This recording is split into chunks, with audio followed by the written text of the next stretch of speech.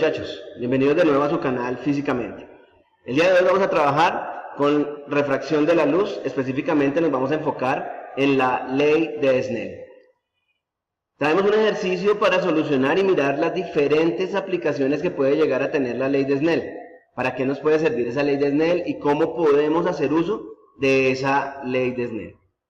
El ejercicio nos dice lo siguiente: cuando un hombre se encuentra cerca del borde de una zanja de drenaje que está vacía inicialmente, con una profundidad de 2.8 metros, apenas puede ver el límite entre la pared de enfrente y la parte inferior de la zanja.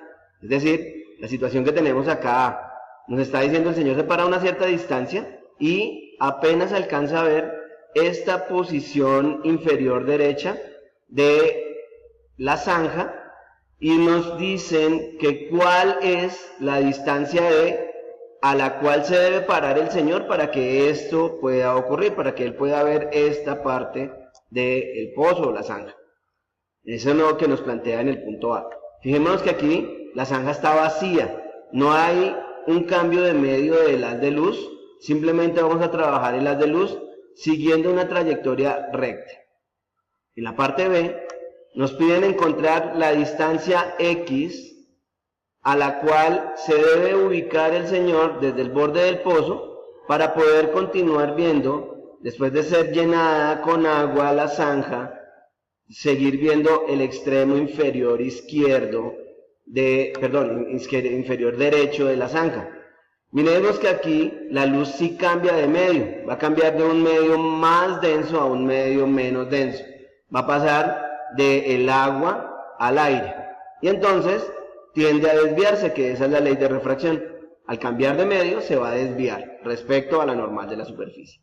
Entonces vamos a encontrar esas dos distancias, y para ello vamos a hacer uso de algunas relaciones de triángulos rectángulos, y también algunas relaciones de ángulos suplementarios, ángulos complementarios, que hemos venido reconociendo a lo largo de nuestro estudio en geometría, me imagino, cuando hemos venido trabajando con características de los triángulos, características de ángulos, tipos de triángulos, y esto nos va a ayudar a trabajar y a recordar cómo se hace un ejercicio donde se usa la geometría para analizar el estudio del movimiento de la luz en este caso. El punto A, vámonos a la solución del punto A. Entonces en el punto A nos dan la siguiente información. Nos dicen que la altura desde el piso hasta los ojos del Señor es de 1.85 metros. También nos están dando la profundidad de la zanja, pero esa profundidad de la zanja, este dato de 2.8 metros, pues vamos a ver si es relevante dentro del proceso o no es relevante. ¿Sí? En algunas oportunidades nos dan información que simplemente es información y no hace parte importante dentro de la solución del ejercicio. Nos piden encontrar la distancia D, que aparece acá, esa distancia desde el borde del pozo hasta donde se va a ubicar el Señor para poder ver el extremo inferior derecho de esa zanja. Lo que vamos a hacer es revisar también esta información que nos dan el ángulo desde la pared izquierda de la zanja hasta el haz de luz. Y entonces ahí tenemos que el ángulo es de 30 grados. Vamos a trasladar la información. Vamos a tener entonces la distancia, la proyectamos a la parte de la altura de los ojos, proyectamos la altura del Señor, 1.85 metros, el ángulo que tenemos de 30 grados acá es el mismo ángulo de 30 grados en esta posición, y vamos a tener entonces formado un triángulo rectángulo donde conocemos el cateto adyacente al ángulo, el ángulo, y nos piden encontrar el cateto opuesto al ángulo. Entonces, con esta información vamos a hacer uso de las funciones trigonométricas que relacionan los catetos de un triángulo con el ángulo directamente. Entonces recordemos, seno de un ángulo es cateto opuesto al ángulo sobre la hipotenusa, coseno de un ángulo es cateto adyacente sobre hipotenusa, y la tangente es seno sobre coseno o cateto opuesto sobre cateto adyacente dentro de ese triángulo que tenemos allí formado. Entonces, teniendo en cuenta que lo que conocemos nosotros es el cateto adyacente, conocemos el ángulo y nos piden encontrar el cateto opuesto a ese ángulo, pues vamos a usar la relación tangente del ángulo. Entonces la tangente del ángulo, como lo dijimos ahorita, cateto opuesto sobre cateto adyacente. Reemplazando, tenemos tangente de 30 grados, igual al cateto opuesto, que es la distancia D solicitada, sobre el cateto adyacente, que es 1.85 metros. Despejamos la distancia, que es lo que estamos encontrando acá. El 1.85 metros que está dividiendo va a pasar a multiplicar al otro lado de la igualdad, y tenemos que esa distancia D es igual a 1.85 metros por la tangente de 30 grados. Dándole solución a esto, encontramos que esa distancia es de 1.07 metros. La distancia desde el borde de la zanja hasta donde se debe ubicar el señor para poder ver el extremo inferior derecho de la zanja es de 1.07 metros. Una relación de triángulos rectángulos para poder encontrar esa distancia que necesitamos dentro de ese proceso. A continuación, en el punto B, pues vamos a tener en cuenta que ahora la zanja se ha llenado con agua. En el punto anterior dijimos la luz va a pasar de aire a aire, es decir, que viaja en línea recta. Acá en este caso, la luz va a cambiar de medio, va a cambiar de un medio más denso, que es el agua, a un medio menos denso, que es el aire. Es decir, que en este caso, el haz de luz se va a refractar, va a cambiar de dirección al cambiar del medio agua al medio aire. Y aquí tendremos que hacer uso de la ley de Snell. Entonces vamos a hacer uso de esa ley de Snell, que es, digamos, la ley de refracción de la luz, que es la que estamos trabajando acá. La distancia, si se fijan, el haz de luz ya no está en línea recta. Entonces lo primero que tenemos que hacer es trazar la normal a la superficie e identificar cuáles son los datos que nos están dando. Este ángulo de 30 grados, si vemos la luz está dirigida desde la zanja hacia los ojos del Señor, entonces este será nuestro ángulo de incidencia, y tenemos que encontrar el ángulo de refracción. El ángulo de incidencia y el ángulo de refracción siempre se miden respecto a la normal a la superficie, que es lo que tenemos en esta posición. Vamos a proyectar, al igual que lo hicimos en el ejercicio, en el literal A, las distancias y las alturas para completar un triángulo rectángulo. Tenemos la proyección de la posición X, tenemos la proyección de la altura de 1.85 metros, nos piden encontrar inicialmente cuál es este ángulo de refracción, ¿sí? Fíjense que aquí ya el ángulo no es igual a 30 grados porque la luz se desvió, se alejó de la normal. Como se alejó de la normal, necesitamos encontrar de cuánto es este valor y haremos uso de la ley de Snell para eso. Tenemos un índice de refracción. Recordemos que el índice de refracción es el cociente entre la velocidad de la luz en el vacío y la velocidad de la luz en el medio en el cual se está moviendo, como aire, agua, vidrio, etc. Hay unos índices de refracción que debemos reconocer y sabernos, que son el del aire, que es 1, el del agua, que es 1.33, el del vidrio, que es de 1.5. Son como los básicos para poder solucionar este tipo de ejercicios.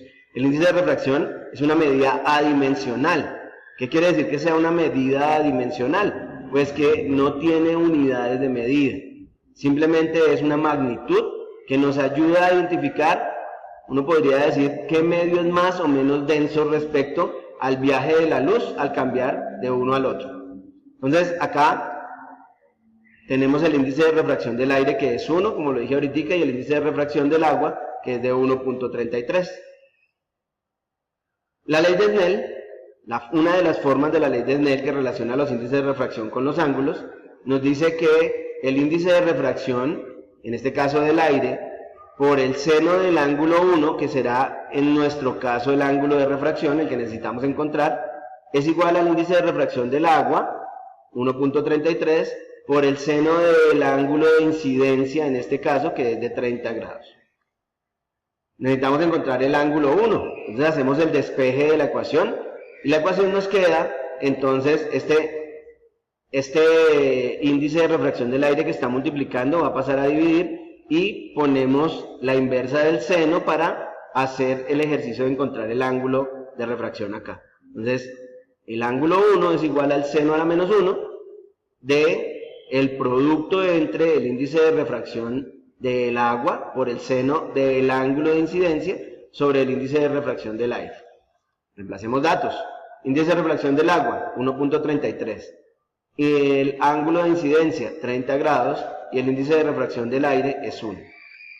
Solucionando, encontramos que el ángulo de refracción es de 41.8 grados. Cuando la luz pasa de un medio más denso a un medio menos denso, lo que hace es desviarse alejándose de la normal. Por eso vemos que el ángulo de 41.8 grados es más grande que el ángulo de 30 grados, que tenemos como ángulo de incidencia. Si hiciera el proceso inverso, cuando pasa de un medio menos denso a un medio más denso, lo que va a hacer es acercarse a la normal. Entonces va a disminuir el valor de ese ángulo. En este caso, encontramos el ángulo de refracción. Fíjense que ya al encontrar el ángulo de refracción, completamos un triángulo rectángulo como lo hicimos en el literal A, en la primera parte del ejercicio. Entonces ya tenemos un triángulo donde vamos a usar de nuevo la relación de tangente del ángulo, cateto opuesto sobre cateto adyacente, y vamos a despejar el valor de x, que es lo que necesitamos. Entonces en este caso, el valor de x es de 1.85 metros por la tangente de 41.8 grados.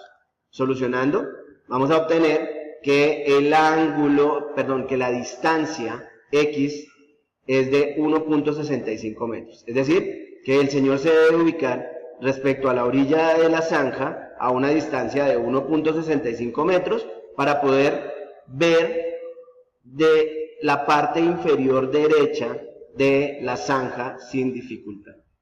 ¿Listo?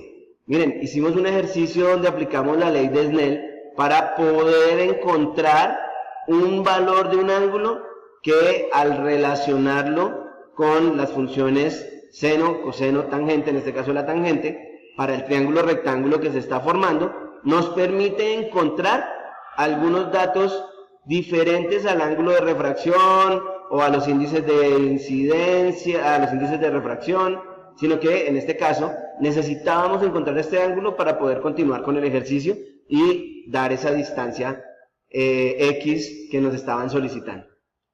Bueno, esto es un ejercicio de los muchos que podemos tener con la ley de Snell. Acá hicimos uso de la ley de Snell para encontrar una distancia, pero también podemos hacer uso de la ley de Snell para encontrar velocidades, para encontrar índices de refracción, ángulos, ¿sí?